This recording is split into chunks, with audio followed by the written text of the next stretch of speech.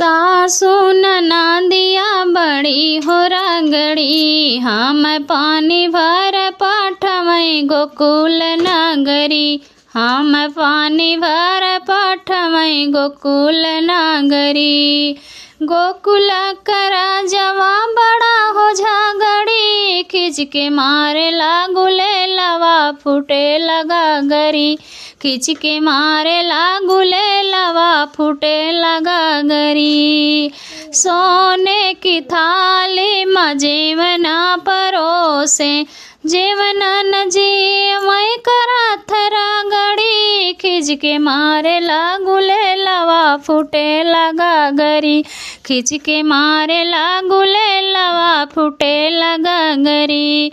सासु ननदिया बड़ी हो रगड़ी, हम पानी भर पठमई गोकुल नगरी। हम पानी भर पठमई गोकुल नगरी।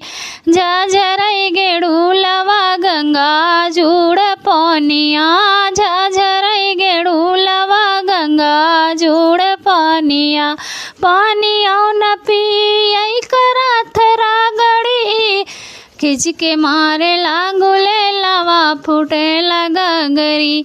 खिंच के मारे लागुले लवा फूटे लगा गरी। सासु ननदिया बड़ी हो रगड़ी, हमें पानी भर पठमई गोकुल नगरी। हम पानी आके पठमई गोकुल नगरी। गोकुल के राजवा बड़ा हो रगड़ी, खिंच के मारे लागुले लवा फूटे लगा गरी। खिंच के मारे लागुले लवा फूटे लगा गरी।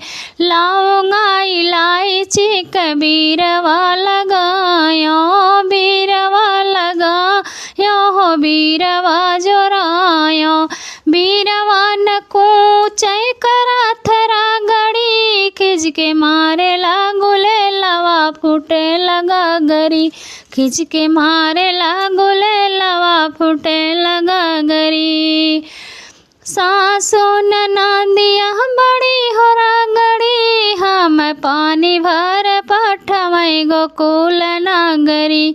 हम पानी आके पठमई गोकुल नगरी। फूला में चुनी बीनी से जिया लगायो, से जिया लगायो से जरिया लगायो। से जिया न सोतई करा थरा गड़ी, खिंच के मारे लागुले लवा फूटे लगा गरी। खिंच के मारे लागुले लवा फूटे लगा गरी। सासु ननदिया बड़ी हो रगड़ी, हम पानी आके पठमई गोकुल नगरी।